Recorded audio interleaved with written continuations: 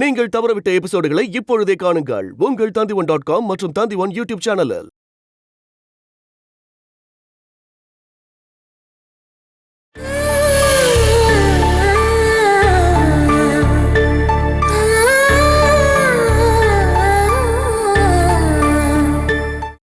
என் வாழ்க்கையில இதுவரைக்கும் தப்ப மட்டுமே பண்ணிக்கிட்டு இருந்த என்ன நினைச்சிருந்தா விட்டுட்டு போயிருக்கலாம். பசங்க கிட்ட சொல்லி என்ன வெறுக்க வச்சிருக்கலாம், கெட்டவனா காட்டியிருக்கலாம். ஆனா அப்பாவை வெறுக்க கூடாதுன்னு, பாசம் காட்டணும்னு ஒவ்வொரு நாளும் என் பசங்களுக்கு சொல்லி கொடுத்துக்கிட்டு இருக்கிற ஒரு அம்மா தான் இவ. இதே மாதிரி ஒரு அம்மா எனக்கு மட்டும் இருந்திருந்தா என்னோட வாழ்க்கை இப்படி ஆயிருந்திருக்காது. நீங்க உடைச்சு போட்ட என்னோட வாழ்க்கைய திரும்ப ஒட்ட வைக்கலாங்கிற முயற்சியில இவ இருக்கா. என்னோட வாழ்க்கை எனக்கு திருப்பி கொடுத்த இவள இனி யாரும் திட்டக்கூடாது.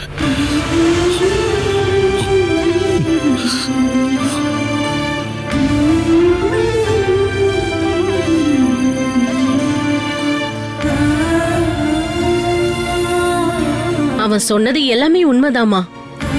இங்க பாரு, நீ அவனை மனுஷன் ஆக்கிட்ட. உண்மைதான் பாலா, நீ ஜெயிச்சிட்ட.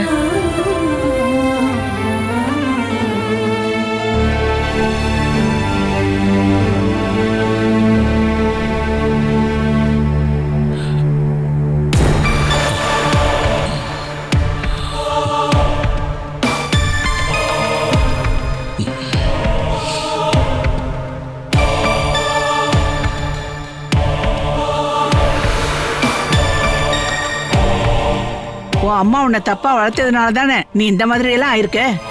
எல்லா குத்தங்களையும் நீ உன் பொண்டாட்டி முன்னாடி வச்சு என் தலைமையில ஏத்துறதுக்கு முன்னாடி நீ ஒரு விஷயத்தை யோசனை பண்ணிருக்கணும். உன்னை இந்த பூமிக்கு கொண்டு வந்தது நான் தான். அம்மாவோட மகத்துவம் அப்படிங்கிறது ஒரு குழந்தைக்கு உயிர் கொடுக்கிறது மட்டும் தானாமா? தன் பசங்களை பத்தி மத்தவங்க பெருமையா பேசுறது தானே ஒரு அம்மாவுக்கு மிகப்பெரிய கௌரவம். அந்த மாதிரி ஒரு தடவையாவது நீங்க பெத்த பசங்களை நினைச்சு கௌரவமா தலை நிமிர்ந்து நிக்கிறதுக்கு உங்களால முடிஞ்சுதாமா? பொறுப்பே இல்லாத ஒரு அப்பனுக்கு மகனா பிறந்ததுதான் உங்களோட தப்பு. அப்பாவை தேர்ந்தெடுத்தது பசங்க இல்லையே, அம்மா தானே. எப்பவும் உங்க குற்றங்களையும் குறைகளையும் நீங்க ஒத்துக்கவே மாட்டீங்கம்மா. எப்பவும் அப்பா சொல்லிக்கிட்டு இருக்கிற மாதிரி ஒரு டீ போட்டு கொடுக்கும் போது பேசி முடிக்கிற அளவுக்கு தாமா நம்ம வீட்டுல பிரச்சனை இருந்துச்சு. எனக்கு தெரியுமா, உங்க பசங்க வளர்ந்ததுக்கு அப்புறம் உங்க புருஷன் உங்களுக்கு தேவைப்படல. ஆனா உங்க பசங்கள்ல எத்தனை பேரு உங்களை நல்லபடியா பாத்துக்கிறாங்க? ஒரு உதவின்னு வரும்போது ஆத்மார்த்தமா இப்பவும் ஓடி வருது என்னோட அப்பா தானமா. சொந்த வீட்டுக்கு வெளியில ஒரு அந்நிய மாதிரி நிற்கும் போது ஏற்படுற வேதனை என்னன்னு எனக்கு தெரியும். பொண்டாட்டியையும் பசங்களையும் ரொம்ப கொடூரமா டார்ச்சர் பண்ண எனக்கு எப்படி தோணுதுன்னா, என்னோட அப்பா எந்த அளவுக்கு வலி அனுபவிச்சிருப்பாரு. உடனே நான் எப்படி இப்படி மாறி போனேன்னு தானே நீங்க யோசிக்கிறீங்க? குரங்கில் இருந்து ஒரு மனுஷன் வர்றதுக்கு ஒரு யுகம்லாம் தேவையில்ல. ஒரு மனுஷனுக்கு மாற்றம் வர்றதுக்கு ஒரு நிமிஷம் போதும். ஒரு புருஷனுக்கு கொடுக்க வேண்டிய எல்லா மரியாதையோடையும் அதிகாரத்தோடையும் நீங்க அப்பாவை திரும்ப வீட்டுக்கு கூட்டிட்டு வரணும். அப்பதான் உங்களுக்குன்னு ஒரு மதிப்பு இருக்கும். ஏதேதோ சொல்லி உன் பொண்டாட்டி உன்னை நல்லா மயக்க வச்சிருக்காடா. அவளோட பிரார்த்தனை உனக்கு தெரியாமலேயே போயிடுச்சு. அது தெரிய வரும்போது நீ மறுபடியும் வீட்டுக்கு தான் வருவேன்னு எனக்கு தெரியும்.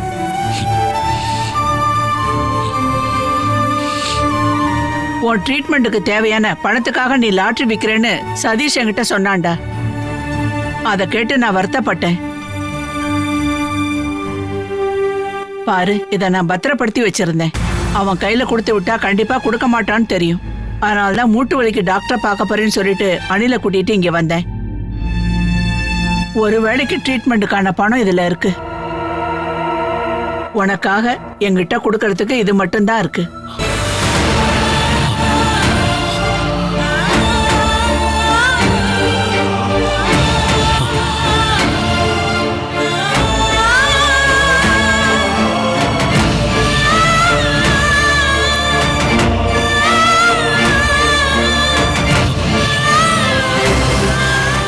உன்னை மிருகமா இல்ல, தைரியம் உள்ள ஆளாதான் உன்னை வளர்த்திருக்கேன். நான் உன்னே ஒன்னு சொல்ல விரும்புறேன். உன் பொண்டாட்டிக்கிட்ட நீ தோத்து போயிடாத. அதுக்கப்புறம் உன் அப்பாவோட கதிதான் உனக்கும்.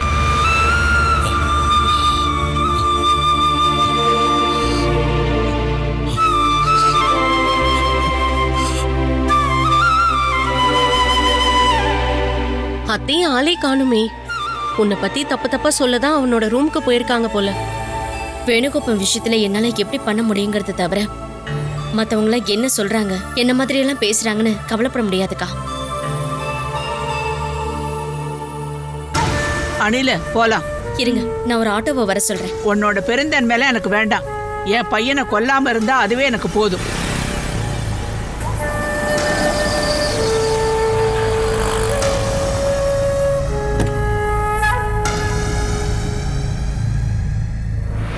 ஓ, பெரிய பெரிய ஆளுங்களா இப்போ வந்துட்டு இருக்காங்களா?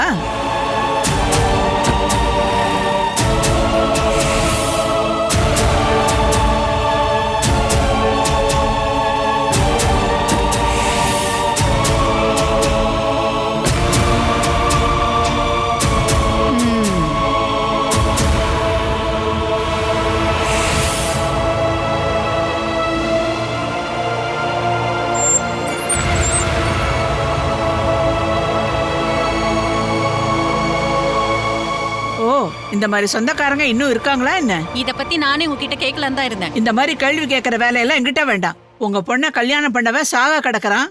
நீங்க என்னதான் பண்ணீங்க? கல்ஃப்ல வேலை பார்க்கற அண்ணன் தம்பிங்க 2 பேர் இருக்காங்க இல்லையா? அவனை ஒரு நல்ல ஹாஸ்பிட்டலுக்கு கூட்டிட்டு போய் ட்ரீட்மெண்ட் கொடுத்து நோயை குணமாக்கணும் அப்படின்னு யாருக்காவது தோணுச்சா என்ன? அது எப்படி? யாருக்கும் வேண்டாத ஒருத்திய என் பையன் தலையில கட்டி வச்சதுக்கு அப்புறம் உங்க பாரம் ஒழிஞ்சிருச்சு இல்லையா? ஜெகதாம்பா, உங்க பையன் என் பொண்ணை கல்யாணம் பண்ணி கூட்டிட்டு போற வரைக்கும் என் பொண்ணுக்கு எந்த குறையும் இல்லாம தான் நாங்க பாத்துட்டு இருந்தோம். ரொம்ப அந்தஸ்தா வாழ்ந்துட்டு இருந்தா. எந்த அவமானமும் இவளுக்கு வந்ததே கிடையாது. பழைய கதைகளை நானும் கேட்டு தெரிஞ்சுக்கிட்டேன். என்ன கேட்டு தெரிஞ்சுக்கிட்டீங்க? வேண்டாமா, நீ சும்மா இரு. நாம ஏதோ பெரிய தப்பு பண்ண மாதிரில இவங்க சொல்லிட்டு இருக்காங்க. அந்த தப்பை தான் உங்க பொண்ணு வேணுவுக்கு பண்ணியிருக்கா. முதல்ல இவ அவனை கொலகாரனா மாத்தினா, இப்போ தீராத வியாதி. இவளை இந்த நிலைமைக்கு கொண்டு வந்துட்டு என் பொண்ணோட வாழ்க்கையை நாசமாக்கிட்டு எங்க மேல தப்பு சொல்ல வந்தீங்கன்னு வச்சுக்கோங்க. சொன்னா என்னடி பண்ணுவ? அத்தை, இது ஒண்ணு உங்க வீடு இல்ல. கைய விடுறி. எங்கேயா இருந்தா என்ன? வேண்டாதவளா இருந்தா உடனே பதில் சொல்லணும். உங்களோட எல்லா டார்ச்சரையும் நிறையவே சகிச்சுக்கிட்டா. இதுக்கப்புறமும் அவ அப்படி இருக்க ஒத்துக்க மாட்டோம். ஓ, அப்ப பொண்ணை கூட்டிட்டு போக வந்திருக்கீங்களா? அப்ப வேணும் என்ன பண்றது? அவனை இங்கே விட்டுட்டு போறதுக்கு நான் சம்மதிக்க மாட்டேன். சம்மதிக்க வேண்டாம். நீங்க உங்களோட பையனை கூட்டிட்டு போங்க. அம்மா, ஏமா இவங்க கிட்ட என்னமா பதில் சொல்றது? இவளையும் வேணுகோபாலையும் ஏமாத்திட்டு உங்க பூர்வீக சொத்தை உங்க கடைசி பையனுக்கு எழுதி கொடுத்துட்டீங்கல்ல. வேணுவுக்கும் அவனோட குழந்தைங்களுக்கும் ஒரு பங்கை நீங்க எழுதி வச்சீங்களா? இப்ப இருக்கிற நிலைமைக்கு வேணுவோட பங்கை மட்டும் வித்திருந்தா அவனுக்கு ட்ரீட்மெண்ட் கொடுக்கவும் அவனோட குடும்பம் நிம்மதியா இருக்கவும் அவங்களுக்கு ஒரு சொந்தமா வீடு வாங்க உதவியா இருந்திருக்கும்ல. அதெல்லாம் ஒண்ணும் பண்ணாம உங்க மகனோட கஷ்டத்தை பத்தி பேசுறதுக்கு எந்த பிரயோஜனமும் இல்ல. கொஞ்சம் நிறுத்துங்கம்மா. இவங்க உன்னை இங்க புரிஞ்சுக்கிற மாதிரி தெரியல. புரியாம இருக்கிறதுக்கு நான் என்னடா பைத்தியமா? நீங்க பைத்தியம் இல்ல, ஆனா சில சமயம் பைத்திய மாதிரி நடிக்கிறீங்க. எனக்கு ஒண்ணு நீ அட்வைஸ் பண்ண வேண்டாம். அத்தை. உன் பொண்ணு சம்பாத்தியத்துல ஒண்ணு நான் வாழல. அம்மா, ஆ?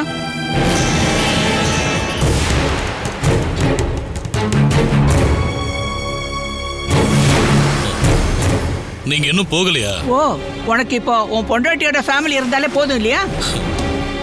எனக்கோ பாலாவுக்கோ உங்க 2 ஃபேமிலியாலையும் எந்த பிரயோஜனமும் கிடைக்கல.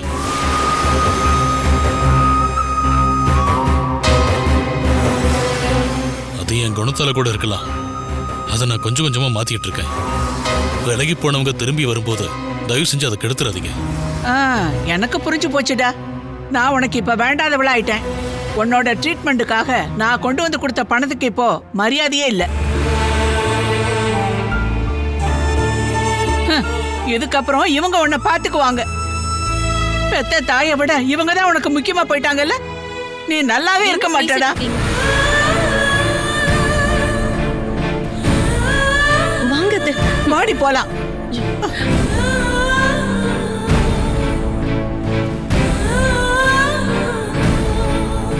அத்தை, இங்கே இருந்தாதான் நமக்கு ஆட்டோ கிடைக்கும். இவன் வீட்டு வாசல்ல நின்னு நான் எந்த ஆட்டோவுக்கும் கை காட்ட மாட்டேன். நான் நடந்தே போய்க்கிறேன். நீ வரதா இருந்தா வா.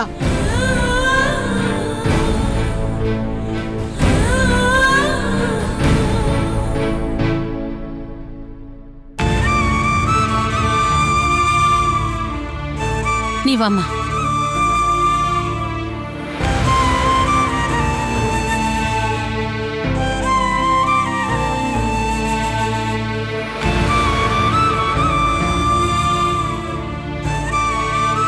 நிம்மதியா ஒரு நாளாவது வாழணும்னு ஆசைப்படும் போது யாரும் ஒத்துக்க மாட்டேங்கிறாங்க.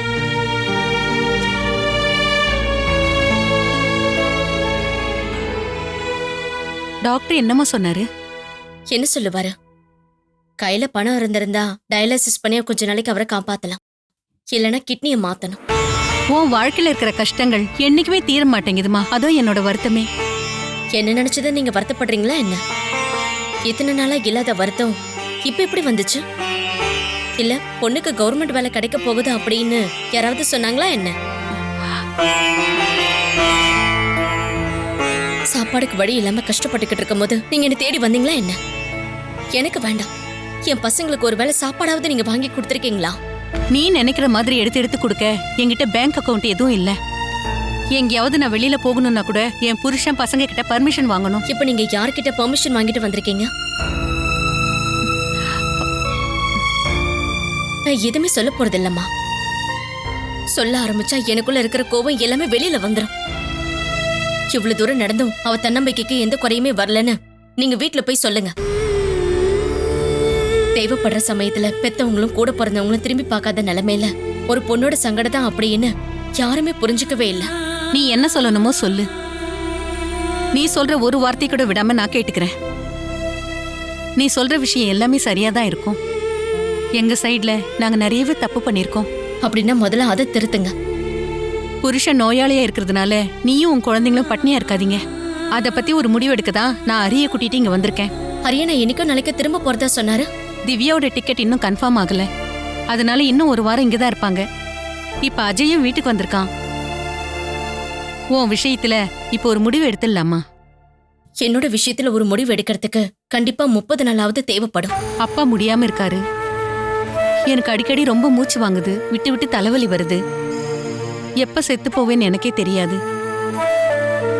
இப்ப பாத்தீனா உன்னை நினைச்சதாமா எனக்கு ரொம்ப கவலையா இருக்கு. ஹரியும் அஜயும் அவங்க பொண்டாட்டி பேச்சுதான் கேக்குறாங்க. அவங்களுக்கு அவங்களோட குடும்பம் தான் முக்கியம். திவ்யாவுக்கு தெரியாம உதவி பண்ற மனசு ஹரிக்கு மட்டும்தாம்மா இருக்கு. அவன் கொடுத்த பணத்தை வச்சுக்கிட்டு தான் வீட்டையும் காரையும் வாங்கணுமா. எங்களுக்கு மாசமான செலவுக்கு பணம் கொடுக்கறதும் அவன் தான். அஜய் என்னடனா பொண்டாட்டி பேச்ச மட்டும்தான் கேக்குறான். 10 ரூபாய் செலவு பண்றதுக்கு 10 தடவை யோசனை பண்றான். நீங்களும் அப்பாவும் இருக்கிறது எல்லாத்தையும் கொடுத்து பாசம் கட்டி வளர்த்தது அவனு தானே. இந்த மாதிரி நடக்கலன்னு தான் அதிசயமா இருக்கும். அஜயோட பொண்டாட்டி ஸ்ட்ரிக்டானவ. அவ ஒரு பார்வை பார்த்தா அவன் பேசவே மாட்டான். அவ இருக்கும்போது அப்பா ஒரு 100 ரூபாய் கேட்டா கூட அவன் கொடுக்க யோசிப்பான். நீங்க எதுக்காக அவன் பண்ற தப்ப என்கிட்ட சொல்லிக்கிட்டு இருக்கீங்க? நான் அந்த குடும்பத்துக்கு சேர்ந்தவளே கிடையாதே. என்னதான் ஒதுக்கி வச்சிட்டீங்கல்ல. நடந்து முடிஞ்ச விஷயங்களை தயவு செஞ்சு நீ மறந்துருமா. வேணுக்கு மட்டும் ஏதாவது நடந்துச்சுன்னா உனக்கும் குழந்தைங்களுக்கும் வேற யார் இருக்காங்க? நாங்க உயிரோடு இருக்கிற வரைக்கும் நீங்க நல்லா வாழணும். இந்த தடவை அஜயும் தனியா தான் வந்திருக்கான். நாங்க எல்லாரும் அவனை கட்டாயப்படுத்தினா கண்டிப்பா உதவி செய்வான். நீ எந்த எதிர்ப்பும் காட்டாம அமைதியா இருந்தா போதும்.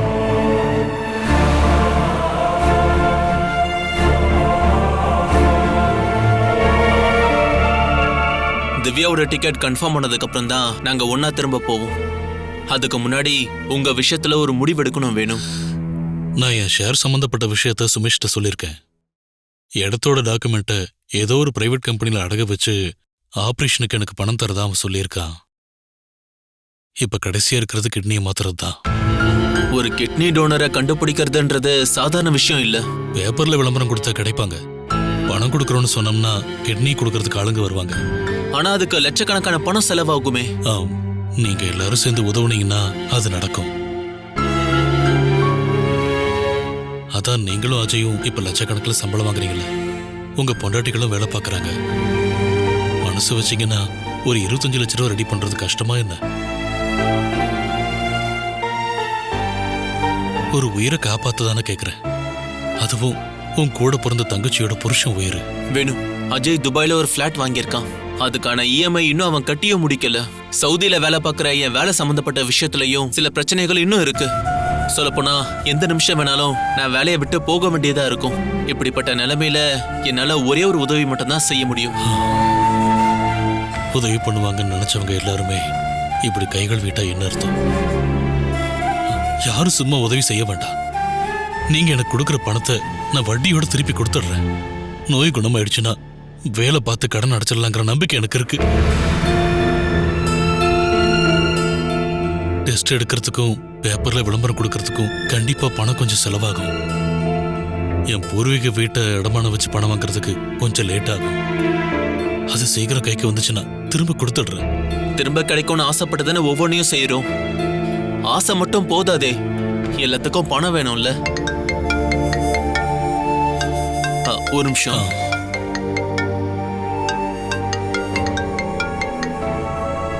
ஹலோ, என்ன திவ்யா? எனக்கு எங்க இருக்கீங்க? நான் ஒரு ஃப்ரெண்டு வீட்டுக்கு வந்திருக்கேன். எந்த ஃப்ரெண்டு? அவன் யாருன்னு உனக்கு தெரியாது. நான் ஒரு 4 மணிக்குள்ள நீ இருக்கிற இடத்துக்கு வந்துருப்பேன். அதுக்கப்புறம் நம்ம ஒன்னா திரும்ப வந்துடலாம். நான் இப்போ ஊர்ல இருந்து வந்துட்டு இருக்கேன். நீங்க உடனே ஃப்ரெண்டு வீட்ல இருந்து கிளம்பி வீட்டுக்கு வந்துருங்க. ஓகே.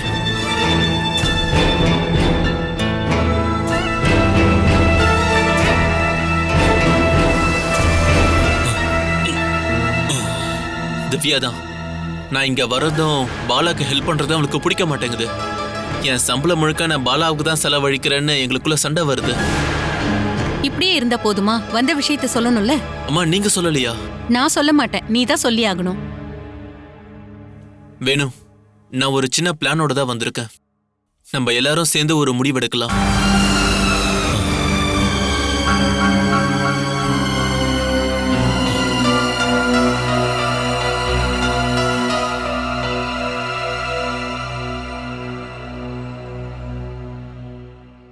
நீ என்னம்மா ஒன்னும் சொல்ல மாட்டேங்கிற?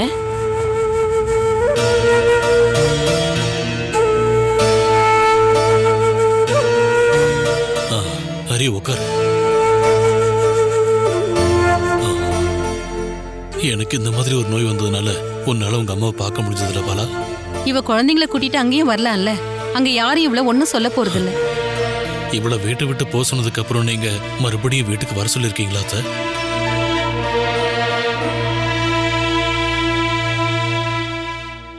வேணு, உங்களோட விஷயத்துல நாங்க என்ன முடிவு பண்ணலான்றதுக்காக தான் அம்மாவை கூட்டிட்டு வந்திருக்கேன். அஜய் வந்திருக்கிறதா அம்மா என்கிட்ட சொன்னாங்க. அவன் சுபா வந்தா உனக்கு தெரியும் இல்லையா? இந்த விஷயத்துல அவன்கிட்ட உதவி கேட்டா அவன் பண்ணவும் செய்யலாம், இல்ல பண்ணாமலே இருக்கலாம் பாலா. அது என்ன வேணாலும் இருக்கட்டும். ஆனா அவன்கிட்டயும் ஒரு வார்த்தை கேட்கணும். நீயும் குழந்தைங்களும் தங்கறதுக்காக ஒரு சொந்தமான ஒரு வீடு வேணும். அப்புறம் வேணுவோட ட்ரீட்மெண்ட், இது எல்லாத்துக்கும் சேர்த்து உனக்கு ஒரு லோனை ஏற்பாடு பண்றேன். இதே தானே போன தடவை நீங்க வந்தப்போ என்கிட்ட சொன்னீங்கன்னா. லோனோட பாதியை நான் கட்டிக்கிறேன், மீதி உன்னால கட்ட முடியாதா?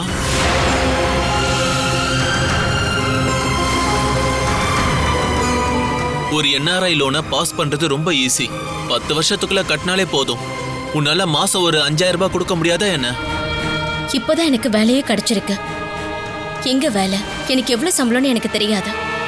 அப்படி இருக்கும்போது அந்த 5000 ரூபாவை என்னால எப்படி கட்ட முடியும்னு நினைக்கிறீங்க? உன் புருஷனுக்கு ட்ரீட்மெண்ட் பண்றதுக்காக தாம்மா.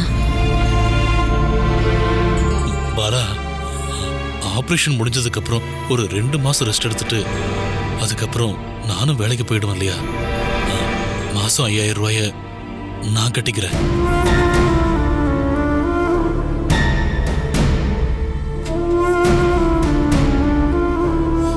நீ என்ன யோசனை பண்ற?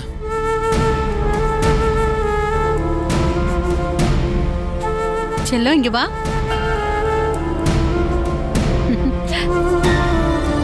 தம்பி எங்கடாமா? அவன் சித்தாரா ஆண்டி வீட்டுக்கு போயிருக்கான். அங்க இருக்க ஒரு பையன் கூட அவன் விளையாடிட்டு இருக்கான். நான் கூப்பிட்டு கூட அவன் வரவே இல்லை.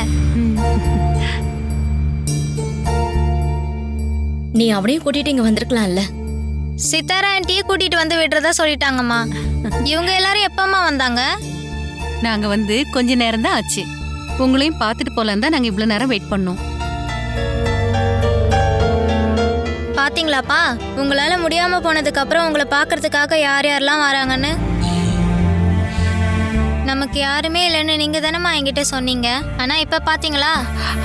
நீங்க எல்லாரும் சேர்ந்து வீட்டுக்கு வாங்க. இப்ப அஜய் கூட வீட்ல தான் இருக்கான். வீட்ல இருக்கிற எல்லாரையும் உட்கார வச்சு ஒன்னா பேசி நாம ஒரு முடிவு எடுக்கலாம். நீ நேரடியா வந்து கேட்டனா அவன் கண்டிப்பா உதவி பண்ணுவான் தான் எனக்கு தோணுது. நான் அங்க வந்து பிச்சை கேட்கலனால தான் நீங்க உதவி பண்றீங்க அப்படின்னா நான் அதுக்கும் தயார் தான். ஆனா இதுக்கப்புறம் என் நிலைமை யூஸ் பண்ணிக்க கூடாதுன்னு அஜய் கிட்ட நீங்க சொல்லிடணும். பாலா, நீ போக வேண்டாம், நான் போறேன். அஜய்க்கு பாலா மேல இல்ல, என் மேலதான கோபம். நான் வந்து மன்னிப்பு கேட்கிறேன். யாரும் யார்கிட்டயும் மன்னிப்பெல்லாம் கேட்க வேண்டாம். அங்க வந்து பொறுமையா இருந்தீங்கன்னாவே போதும். வாடகை கொடுக்காம சொந்தமா ஒரு வீடு வாங்கி நீங்க வாழணும். அதுக்கு தான் முதல்ல முயற்சி பண்ணணும். என்னோட ஷேரும் கிடைச்சதுன்னா எல்லாம் சரியா போயிடும். நான் அதுக்காக தான் முயற்சி பண்ணிக்கிட்டு இருக்கேன். சொல்லு திவ்யா, 10 நிமிஷத்துக்கு ஒரு முறை கால் பண்ணலன்னா உன்னால நிம்மதியா அங்க இருக்க முடியாதா? நான் இப்ப நம்ம வீட்ல இருந்து தான் கால் பண்றேன். வீடு பூட்டி இருக்குங்க, இங்க யாருமே இல்ல. நீங்க இப்போ ஃப்ரெண்டு வீட்ல தானே இருக்கீங்க, சொல்லுங்க நான் அங்க வரேன். நீ அவ்வளவு சீக்கிரம் அங்க இருந்து நம்ம வீட்டுக்கே வந்துட்டியா? நான் ஊருக்கு வந்ததுமே உங்களுக்கு கால் பண்ணேன். இப்ப வீட்டுக்கே வந்துட்டேன். ஒரு ½ hour நான் அங்க வந்துடுறேன். அம்மா, திவ்யா வீட்டுக்கு வந்துட்டா. அப்பாவும் அஜயும் அங்க இல்லையா? நம்ம வீட்டுக்கு போகணும். நாம இங்க இருக்கிறதா சொல்லுப்பா. அவ ஃபர்ஸ்ட் கால் பண்ணும்போதே என் ஃப்ரெண்டு வீட்ல இருக்கிறதா தான் நான் சொன்னேன். இப்போ இங்க இருக்கிறதா சொன்னா அது போதும், சண்டைக்கு ரெடியா இருப்பா. பாலா, வேணும் நீங்க வீட்டுக்கு வாங்க, நம்ம பொறுமையா உட்காந்து பேசலாம். போலாமா? ஹரி, பேப்பர்ல விளம்பரம் கொடுக்கறதுக்கும் இந்த தடவை டயாலிசிஸ் பண்றதுக்கும் பணம் கிடைச்சதுன்னா எனக்கே ரொம்ப டைட்டா இருக்கு. நீங்க அந்த பணத்தை வேற எங்கேயாவது ரெடி பண்ணுங்க, நான் போறதுக்கு முன்னாடி கொடுத்துட்றேன். போயிட்டு வரேம்மா.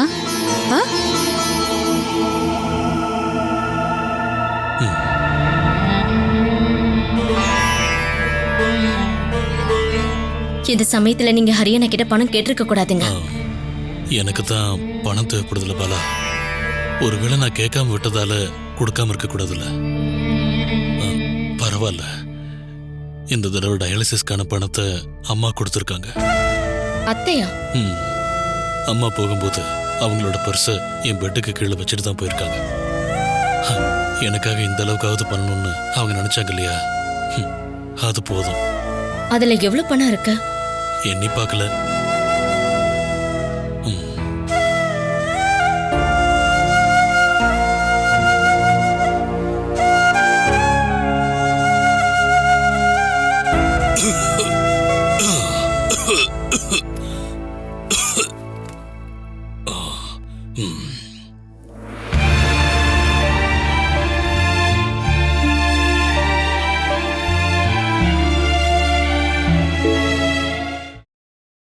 Catch us on TV, Tandivan.com, Facebook and YouTube.